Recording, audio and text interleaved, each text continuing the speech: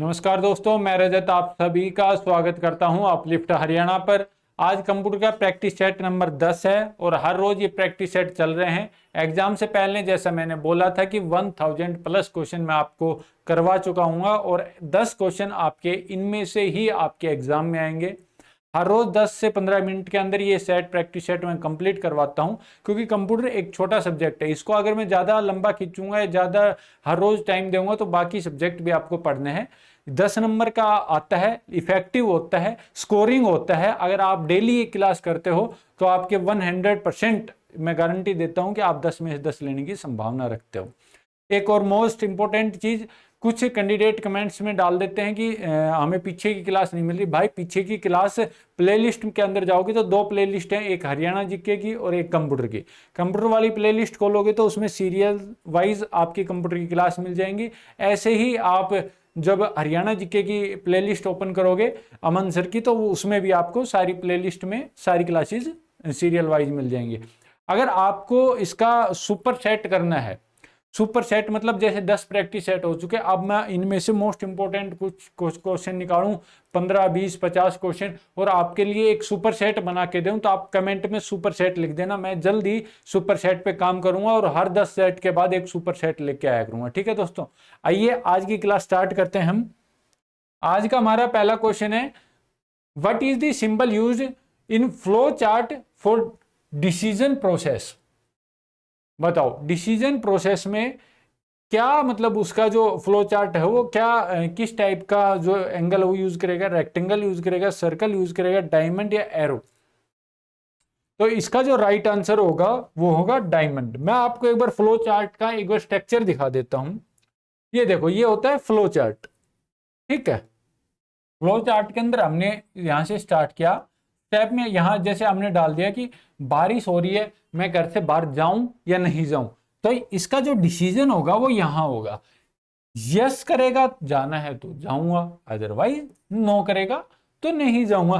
तो ये flow chart के अंदर डिसीजन का पूछा है, तो ये किस शेप में, डायमंड शेप में। ठीक है, आइए नेक्स्ट क्वेश्चन की तरफ चलते हैं। Which is the following converts mnemonic code to मशीनी लैंग्वेज। जो मेमोनिक कोड होते हैं उनको मशीनी लैंग्वेज के अंदर कन्वर्ट करता है, तो वो क्या चीज करती है? कंपाइलर करता है, असेंबलर करता है, इंटरप्रेटर करता है, लोडर करता है। बताओ।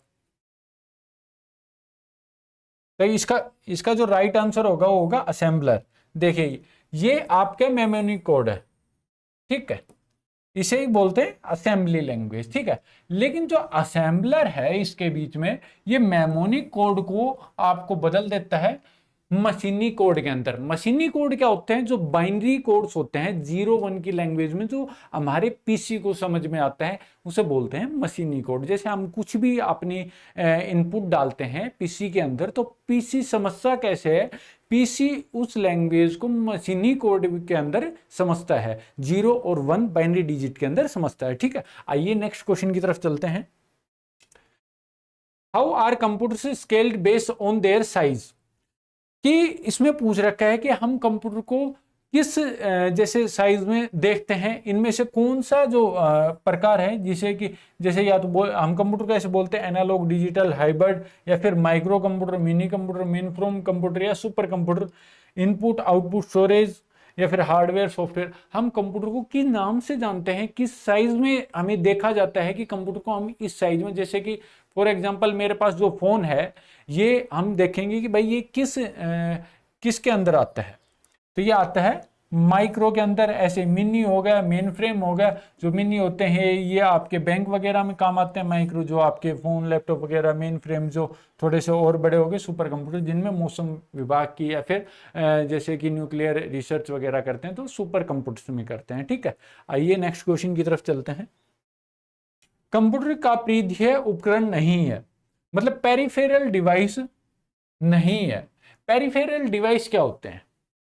पेरिफेरल डिवाइस जैसे कि मैं ये कंप्यूटर के पोर्ट्स हैं, फॉर एग्जांपल ये पोर्ट्स हैं, इसके अंदर जैसे कि मैंने ये है, ये माउस है।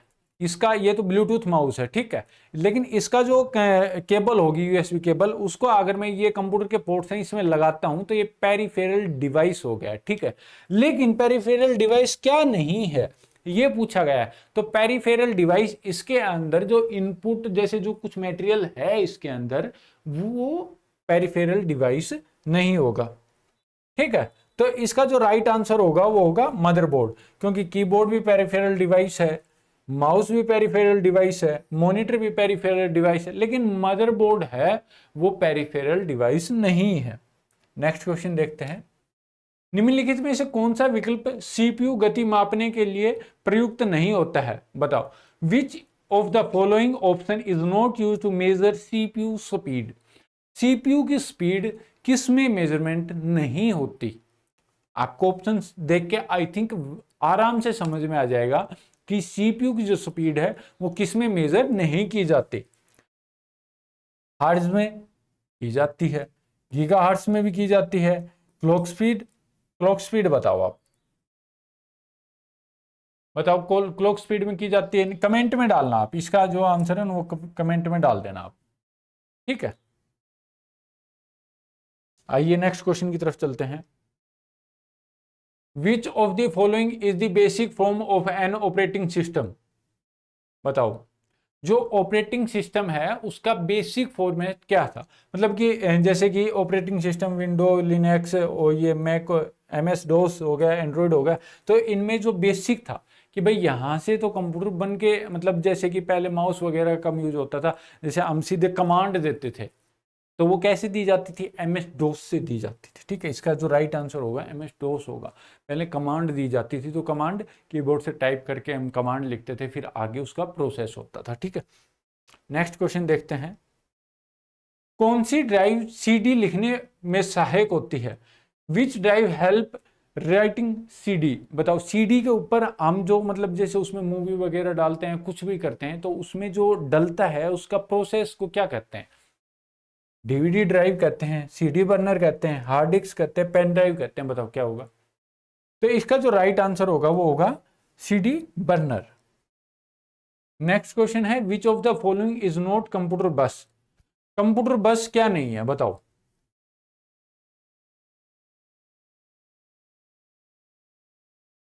तो इसका जो राइट आंसर होगा वो होगा क्लॉक बस, ठीक है। डाटा बस भी होगा, एड्रेस बस भी होती है, कंट्रोल बस भी होती है, वो क्लॉक बस नहीं होती, ठीक है।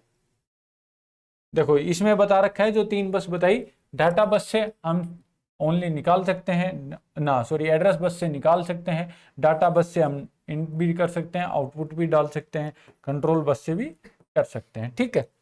आइए नेक्स्ट क्वेश्चन की तरफ चलते हैं। विच of the following is the volatile memory.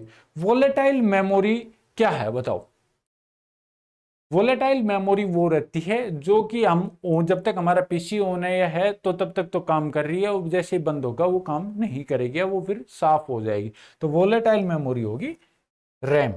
देखो इसमें आप अच्छे से समझो, जो टेम्परेरी डाटा स्टोरेज होता है वो वोलेटाइल मेमोरी के अंदर होता है, ठीक है। वोलेटाइल मेमोरी क्या होगी, रैम, ठीक है। रोम है वो परमानेंट मेमोरी होगी हमारी, परमानेंट डाटा स्टोर होगा, और इसको बोलते हैं हम नॉन वोलेटाइल मेमोरी, ठीक है। आइए नेक्स्ट क्वेश्चन की तरफ चलते हैं। ये आज का लास्ट क्वेश्चन है, ये शायद कल परसों की क्लास में भी हुआ था। बताओ www की जो फुल फॉर्म है वो क्या होगी। आप इसका राइट आंसर कमेंट बॉक्स के अंदर डाल देना, ठीक है। आपने अगर पीछे क्लास रिवाइज किए तो आपको ये आंसर 101% आप इसका आंसर कर सकते हो, ठीक है दोस्तों। बाकी अगर आपके कुछ भी समझ में नहीं आया है तो आप कमेंट में डाल देना, मैं आपके हर जो कमेंट होगा उसका रिप्लाई जरूर करूंगा। उस अगर क्वेश्चन से रिलेटेड हुआ, वैलिड हुआ, तो मैं आपका रिप्लाई 101% करूंगा, उस क्वेश्चन को भी आपको समझाऊंगा, ठीक है दोस्तों। मिलते हैं नेक्स्ट वीडियो में, तब तक के लिए जय हिंद दोस्तों।